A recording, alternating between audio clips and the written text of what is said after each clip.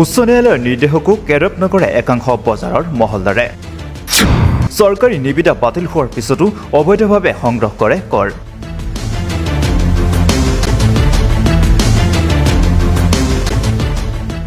দৰং জিলাৰ দলগাঁও ৰাজচক্ৰৰ অন্তৰ্গত বেচিমাৰী বজাৰৰ ক্ৰমে সাপ্তাহিক বজাৰ, বাছ পাৰ্কিং, পশু বজাৰ আৰু মুকলি বজাৰৰ কৰ সংগ্ৰহ কৰিছিল মহলদাৰে। চৰকাৰীভাৱে মাচুল নিৰ্ধাৰণ কৰা কৰ সংগ্ৰহ নোহোৱাত গুৱাহাটী উচ্চ ন্যায়ালয়ৰ দ্বাৰস্থ হৈছিল দুজন লোক। বাতিল হৈছিল পূৰ্বৰ মহলদাৰৰ নিবিদা। দলগাঁও ৰাজচক্ৰৰ চক্ৰ বিষয়াই চলিত ডিচেম্বৰ মাহৰ 12 তাৰিখৰ পৰা কাৰ্যকৰী হোৱাকৈ মাচুল সংগ্ৰহৰ দায়িত্ব দিছিল আঞ্চলিক পঞ্চায়তৰ কৰ সংগ্ৰহক। দায়িত্বমতেই কাম কৰি গৈছিল আঞ্চলিক পঞ্চায়তৰ চৰকাৰী কৰ্মচাৰীয়ে। আশ্চৰ্যজনকভাৱে মহামান্য গুৱাহাটী উচ্চ ন্যায়ালয়ৰ আদেশ কেৰেপ নকৰি পূৰ্বৰ মহলদাৰে কৰ সংগ্ৰহ কৰাত অসুবিধাত পৰিছে আঞ্চলিক পঞ্চায়তৰ কৰ্মচাৰীসকল। স্থানীয় বিধায়কৰ ঘনিষ্ঠ হোৱাৰ সুবিধাতেই আদালতৰ নিৰ্দেশক অমান্য কৰি পূৰ্বৰ মহলদাৰে অবৈধভাৱে কৰ সংগ্ৰহ কৰিবলৈ সাহস কৰিছে নেকি তাক লৈ প্ৰশ্ন উত্থাপন হৈছে। এই ক্ষেত্ৰত কংগ্ৰেছ নেতা আইনুল হকে তীব্ৰ প্ৰতিক্ৰিয়া প্ৰকাশ কৰিছে। প্ৰথমে মই সংবাদ মাধ্যমক সন্মান জনাইছোঁ আৰু বেচিমাৰী 4টা বজালৈ ইয়াত গণ্ডগোল সৃষ্টি হৈছে।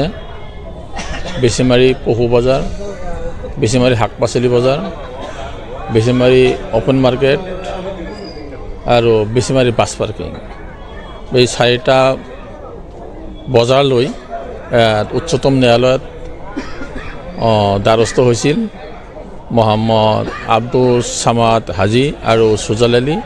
তেখেতৰ অৰ্ডাৰ মৰ্মে আমাৰ মুখ্য কাৰ্যবাহী বিষয়া দৰং জিলা পৰিষদ তেখেতে আঞ্চলিক পঞ্চায়তৰ নামত নিৰ্দেশ দিছে যে আঞ্চলিক পঞ্চায়তে নিজে মাচুল সংগ্ৰহ কৰিব লাগে। সেই অনুপাতে আমি মাচুল সংগ্ৰহ কৰি আছোঁ।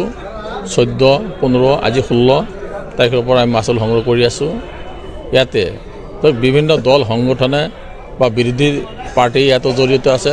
বিৰোধী পাৰ্টিৰ ভিতৰত এটা কংগ্ৰেছো আছে আমাৰ তাত। বিৰোধী পাৰ্টিৰ ভিতৰত আমাৰ AIDF দলো ইয়াতে জড়িত হৈ আছে। আমিতো কোনো দলৰ অন্তৰ্ভুক্ত নহয়। দুয়োটা পক্ষৰ মাজত অলপ লাগালাগি হৈছে। তেনেকুৱা ধৰণৰ কোনো বেছি ধৰণৰ লাগালাগি ইয়াত হোৱা নাই। সকলোকে যিমান পাৰোঁ বুজাই পৰাই আমি মাচুলটো সংগ্ৰহ কৰি আছোঁ। আৰু মাচুল সংগ্ৰহ কৰাৰ সময়ত কিছুমান ব্যক্তিয়ে আমাক অলপ অসুবিধা দিয়ে, আমাৰ লগত জড়িত হৈ থাকি অলপ অসুবিধা দিয়ে।